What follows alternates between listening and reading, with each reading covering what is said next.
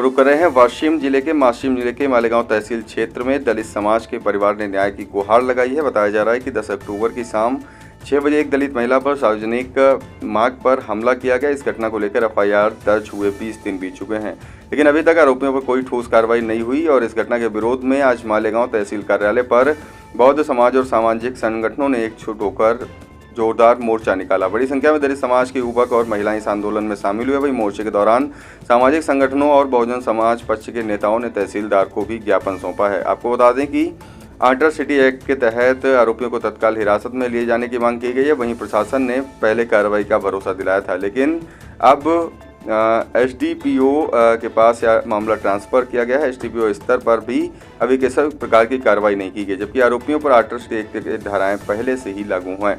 सामाजिक संगठनों ने चेतावनी दी कि अगर कार्रवाई नहीं हुई तो पूरे महाराष्ट्र में व्यापक आंदोलन भी किया जा सकता है। मी त्यांना 3:15 वाजता भेटलो, त्या टायमात सुद्धा ते हजर नव्हते।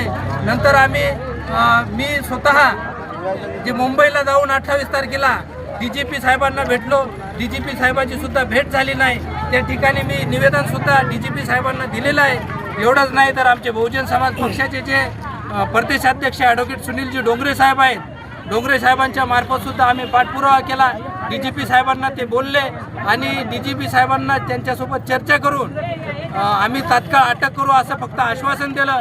परंतु आज सुद्धा डोंगरकिनी या गावामध्ये ते जे आरोपी आहेत अॅट्रॉसिटी ॲक्टमधले ते आजही मोकाट फिरत आहेत। याला फक्त शासन आणि प्रशासन जबाबदार आहे। आमची अशी मागणी आहे, डोंगरकिनी प्रकरणातील जे आरोपी आहेत त्यांना शक्य तितक्या लवकर अटक करावी, अन्यथा हे जे आंदोलन आहे हे फक्त आता मालेगावपुरतं मर्यादित राहणार नाही, तर याचा परिणाम संपूर्ण महाराष्ट्रावर उमटून आंबेडकरी चळवळीतील जे नेते आहेत, पक्ष आहेत, संघटना आहेत, ते एकत्रित होऊन या आंदोलनाला कुठेतरी वाचा फोडण्याचं आम्ही काम करणार आहोत। सर एक क्वेश्चन, SC ॲक्टनुसार 10 कलमा त्यांनी लावल्या। 10 कलमा कोणत्या पद्धतीने लावल्या? SC ॲक्टनुसार ज्या कलमा लागल्या त्या ज्या म्हणजे काही BNS नुसार ज्या कलमा लागल्या, सार्वजनिक ठिकाणी मारहाण केलेली आहे, तर 466/2025 नुसार जो FIR फाटलेला आहे त्याच्यामध्ये 118(1), 115(2), 352, 189, 190, 191(2) आणि 191(3) BNS नुसार कलमा लागून अनुसूचित जाती आणि अनुसूचित जमाती प्रतिबंधक अधिनियमनुसार गुन्हा रजिस्टर झालेला आहे। आणि या गुन्ह्यामध्ये आरोपींना तात्काळ अटक करण्यात यावं, कारण की हा जो गुन्हा आहे हा दखलपात्र गुन्हा आहे। या गुन्ह्यामध्ये अटकपूर्व जमानत सुद्धा मिळत नाही। आरोपींनी अटकपूर्व जमानत दाखल करण्याचे प्रयत्न केले, परंतु आम्ही न्यायालयीन लढाई सुद्धा लढत आहोत। आणि त्या गुन्ह्यामध्ये त्या जे अॅट्रॉसिटी ॲक्टमध्ये त्यांनी जो म्हणजे अटकपूर्व जमानत दाखल केली त्याच्यामध्ये आम्ही हजर झालो। हजर झाल्याच्या नंतर आमचं म्हणणं मांडलं, पीडिताचं म्हणणं मांडलं, तर त्यांनी ती केस विड्रॉल करून घेतली।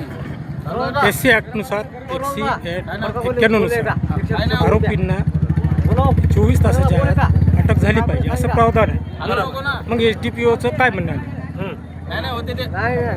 अॅट्रॉसिटी ॲक्टमध्ये आरोपींना 24 तासाच्या आत अटक झाली पाहिजे, परंतु आम्ही SP साहेबांना भेटायला गेलो, त्यांनी सांगितलं की आम्ही 35(3) नुसार आरोपींना नोटीस देऊन निर्दोष म्हणजे सोडलेलं आहे, नोटीसवर सोडलेलं आहे त्यांनी, असं त्यांचं म्हणणं आहे। नोटीसचं प्रावधान कुठं आहे?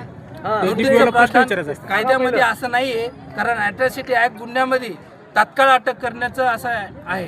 म्हणजे ते आपल्या म्हणण्यानुसार या विशाल जन मोर्चा काढल्यामुळे पीडितांना न्याय मिळेल अशी अपेक्षा आपल्या सर्व मित्रांना आहे।